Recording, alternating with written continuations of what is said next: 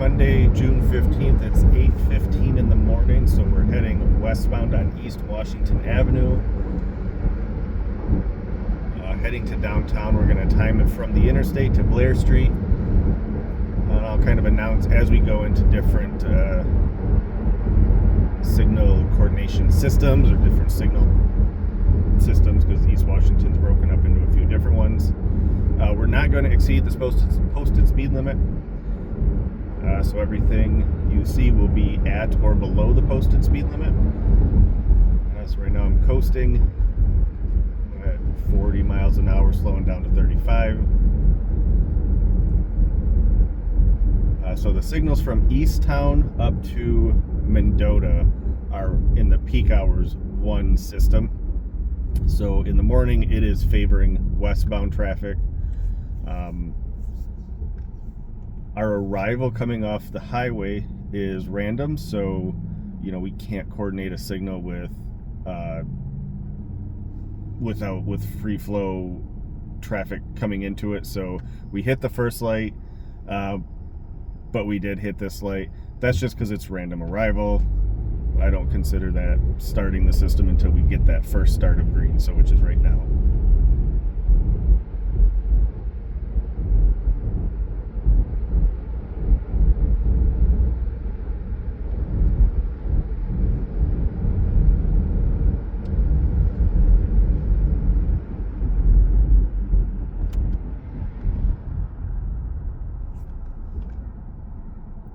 So this intersection, we got stopped.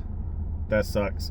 This intersection runs free, not coordinated with any other signal, and that's to keep pedestrian and left turn delays down, so we get good compliance with the protected left turn and the crosswalk, or at least that's the intention. The next signal is programmed with an assumption that you may get stopped at that one. So in this case, we got stopped at the first one, we didn't get stopped at this one. Had we not got stopped at that first one, we may have been stopped at the second one. But it's more of a looking at vehicle travel times overall rather than individual, hitting every green. Because the alternative when we timed those signals as in coordination is we would get low compliance because all the other movements would have such high delay. Especially pedestrians that would have to wait 2 cycles to cross the street. So we want to try and get better compliance that way. So that's kind of the only one hiccup along this corridor is, did you hit that one signal on a green or did you get it stuck at a red? Otherwise, everything else is we're kind of showing is you're getting the greens. And again, I've got cruise set at 35.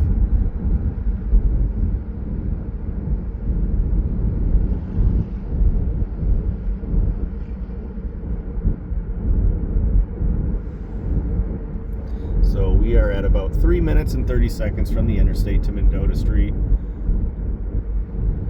Averaging 30 miles an hour. I'm looking at my tripometer. I'm averaging 56.8 miles per gallon. And we're traveled almost 2 miles. This intersection is a WisDOT intersection. City of Madison does not control it. I can't speak to its operations. We hit the green, but again, it's random.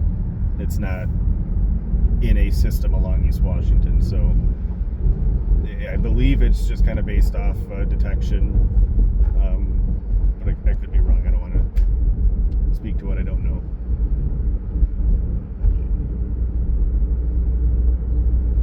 Which then means the next signal at Fair Oaks is the start of a new system. So sometimes you can get stopped at a couple signals in a row because you're transitioning from the end of one system to somebody else's system to the start of a new system.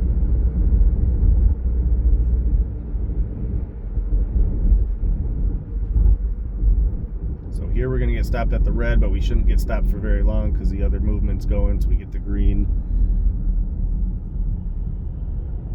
It is between the hours of 7 and 9, so the lane to the left is open. Otherwise, outside of the morning peak, that's a bus-only lane.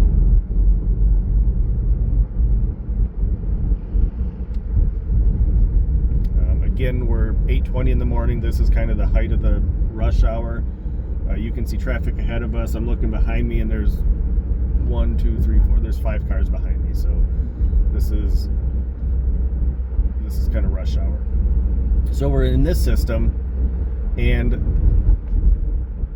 this system runs where Fair Oaks is coordinated with Mendota Street, but the signals in between at the ramps in the morning don't run in coordination. So they are not running in coordination to better serve side street vehicles, pedestrians, and left turning drivers. If you run in coordination, you can end up with long cycles and where you're facing a red and there's no traffic around because coordination just says I have to be green on this phase from this time to that time, regardless of what traffic is there. This signal uses signals from the intersection we just passed. If those detectors are occupied and the signal's green, then it holds the green there. So even though it runs free, there is some logic between the signals. And then this intersection just kind of utilizes the volumes that coming off the ramp. Most drivers turn right. There's not a high volume. We can kind of get away with free operations.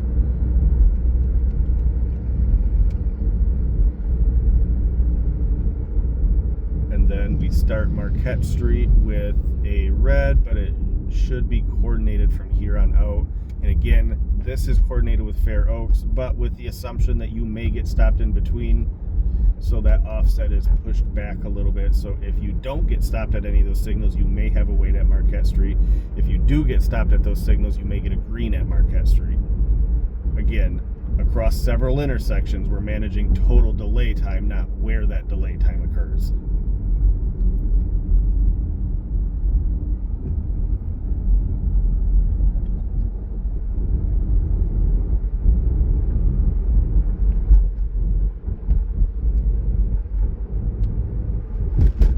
Down to 30 miles an hour here, so that's what I've got cruise set at, is 30.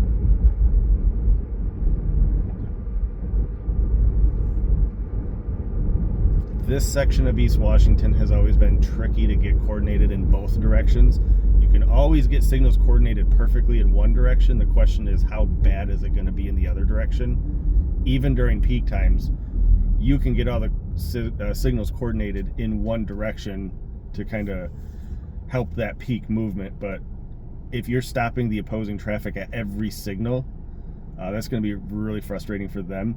So you sometimes have to give a little bit on the peak direction just to give the off-peak direction a bit more of a chance to get through in a reasonable time, which is often why if you're traveling outside the peak direction, it may seem like, well, the signals are timed for me to speed.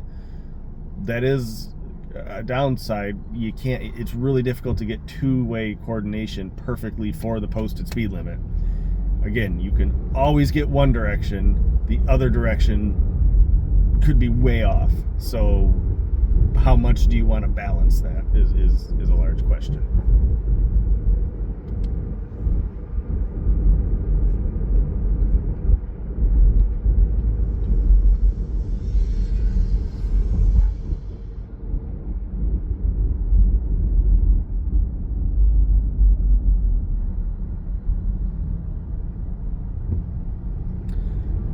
So then 6th Street and 4th Street run free. They don't run in coordination, but they do have some logic between them. And again, the idea is if we get stopped at 6th or 4th when going the speed limit, we shouldn't get stopped at 1st. But if we don't get stopped at 6th or 4th, we may get stopped at 1st. Because there's an assumption of some type of signal delay you're going to incur throughout the corridor. So in this case, we got slowed at 6th, but I wouldn't say we got stopped at 6th. We did not get stopped at 4th. We may get stopped at 1st Street. We'll see.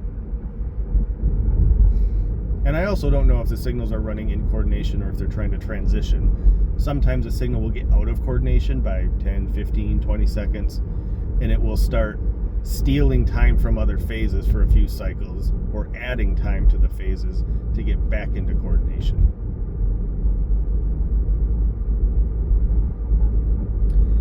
So as you can see, I'm saying we didn't get stopped at 6th or 4th. We're going to get stopped at 1st. If you were to get stopped at 6th or 4th, we're going to assume that you're going to get stopped at these signals that run free for 30 seconds.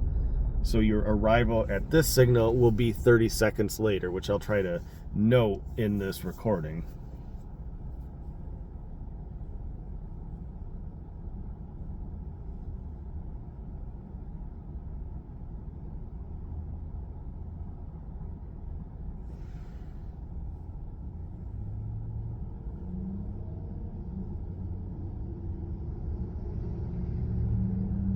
So had we been stopped at the previous signals, we would arrive right about now at this traffic signal. And the light turns green shortly after. So you can see the idea is you're going to get stopped at one of these signals.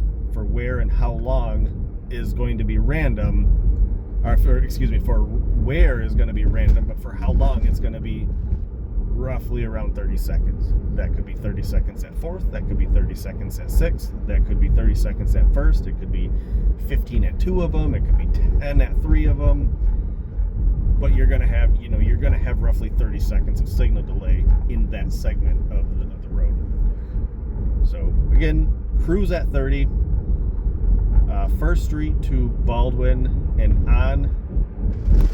Should be another system. So once you get the green at 1st Street, you should be pretty well set the rest of the way, with one exception. We'll get to that when we get there.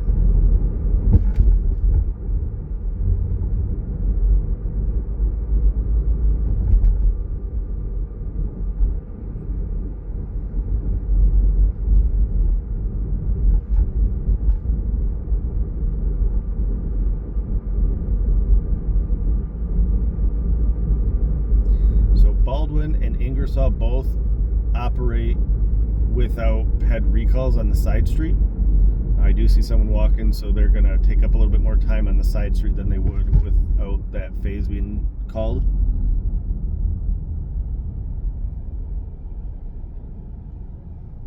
But since we were at the start of the green at 1st Street, we should have a minimal delay. Probably shouldn't have had any delay here, but we're going to get the green here in a couple seconds. So we're maybe off by a couple seconds with that offset. Again, it's hard to tell because if 1st Street is in transition, it may be programmed correctly but struggling in its transition.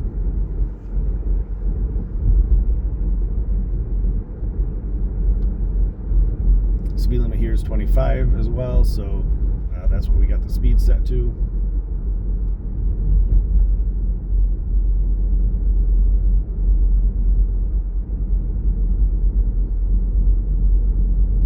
This left turn, if you're ever on the left turn approach and you see a bus opposing you, there is programming that says if there's a bus and it's done with its bus stop, it's stop time, to skip the leading left turn phase so we can get to that bus phase quicker.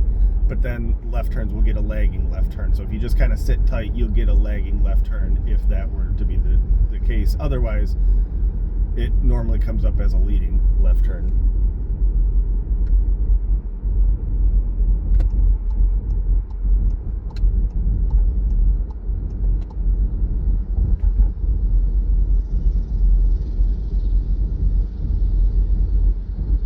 So overall, I would say that was maybe not the greatest run, but I've certainly seen worse. There's a couple signals that are off a few seconds here or there, and again, I can't speak to why that might be without looking at the front of the controller, but we are at 14 and a half minutes, average 24 miles per hour according to my car. I average 49.2 miles per gallon, and that's I believe that segment's roughly 5.7 miles.